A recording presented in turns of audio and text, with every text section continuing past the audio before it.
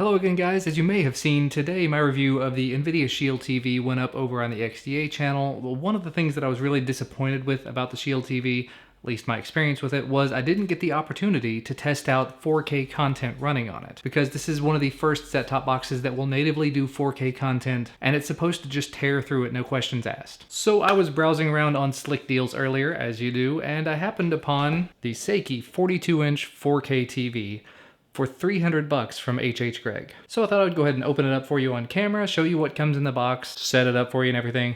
Of course, we are recording this at 1080p at 60 frames a second, so you're not going to be able to see it in real 4K resolution, but I'll be able to see it in 4K, and that's really what's important to me at the moment. So let's see what comes in this box. I'm gonna go ahead and set this in the floor for the sake of my sanity. So first up, I do see the remote. Seems fairly straightforward, has an awful lot of buttons, but it definitely should get the job done. I see two little plastic things in styrofoam baggies, which appear to be the feet that will go on the bottom of the TV. They are labeled with an L and an R, so that's nice and handy. Then there's an awful lot of styrofoam, a little bit more styrofoam, what appears to be a manual and a couple of batteries for the remote, and a few screws, presumably for mounting the legs on the bottom. And then what appears to be the last thing in the box, the TV itself. It does appear to be able to stand up on its own, so that's pretty nice. Has a layer of protective plastic around the outside that'll have to peel off here in just a minute, but I'm gonna take a second off camera and go ahead and assemble these feet so it can stand up a little bit. Alrighty, I've gone ahead and installed the feet, and so I thought we'd take just a second and take a look at the back side of the TV before we go any further.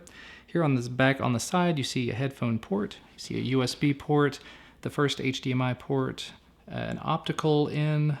You have the DTV antenna port. You can also use that for cable, obviously. As you look down here below, you can see PC audio, VGA, AVN component in, HDMI 1 and 2, and then the power plug. And of course you do have that very large mount that you can mount it to the wall with if that's something that you're interested in. So I've stuck the batteries in the remote. Let's go ahead and power it up and just see what happens.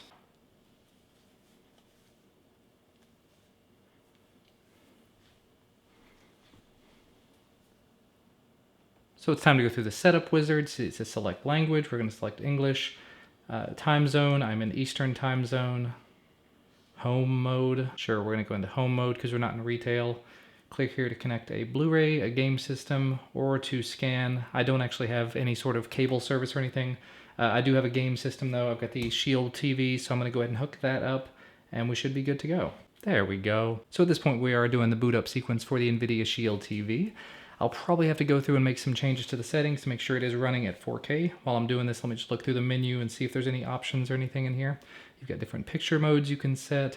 I think I remember seeing something online about how this has, all sorts of different ones like you would expect. There's also the user mode if you want to just specify all of your own settings. We'll leave that alone for right now. And at this point we are in the Shield TV interface. And I see when I switch the source up here, it actually says 3840 by 2160 at 60 Hertz. So it appears to be working appropriately.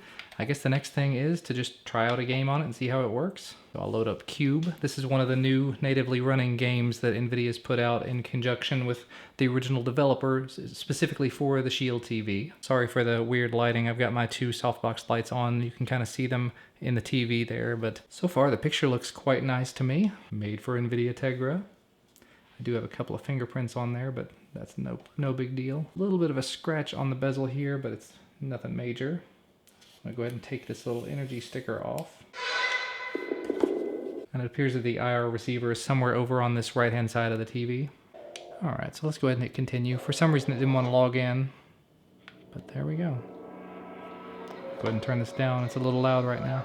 Boy, that's decently loud, actually. I mean, it is kind of late here, so I'm turning it down, but so far I don't see any stuttering. I don't see any lag or anything.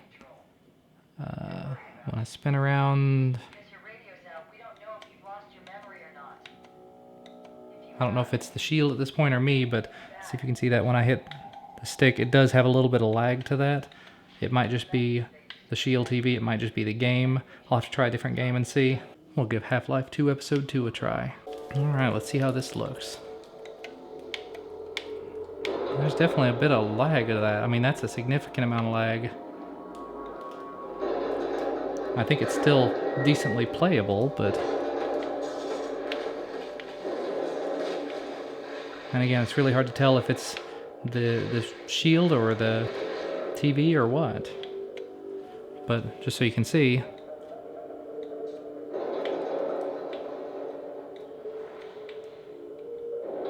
I mean, it's not quite a half second, but I would say it's easily a third to a quarter of a second. Again, it is still playable, but if there's something you're doing that's Twitch related, I don't think it's going to be great. I've heard that as a PC monitor, this is not a really good option. And the worst case, I can always take this back. Anyway, let's see how a video looks on here. I can always pull up my own videos, right? Guys, had this massive box show up at my door today. It's about a 31-pound box, and as you can see, it came from just for Office. If you've noticed in some of my videos, I use a small... I don't know if this is from the camera that I used to film this, or if it's something else, but I see that there's a blue line over here. I'm guessing that's probably from the Sony camera. Let me go try a different video and see. This one was filmed on the Galaxy S6. Yeah, that didn't look bad at all. So I'm going to be trying this out. I'm going to be giving it a good usage over the next few weeks. I may hook it up to my computer and see how it works with that, because it is capable of displaying 4K content. If there's anything else you'd like to know about it, let me know down in the comment section below. But that's going to be about all from me for today. Thank you guys so much for watching. Remember to hit that like button down below the video if you like this video, subscribe to receive more videos when they become available, and I will see you again next time.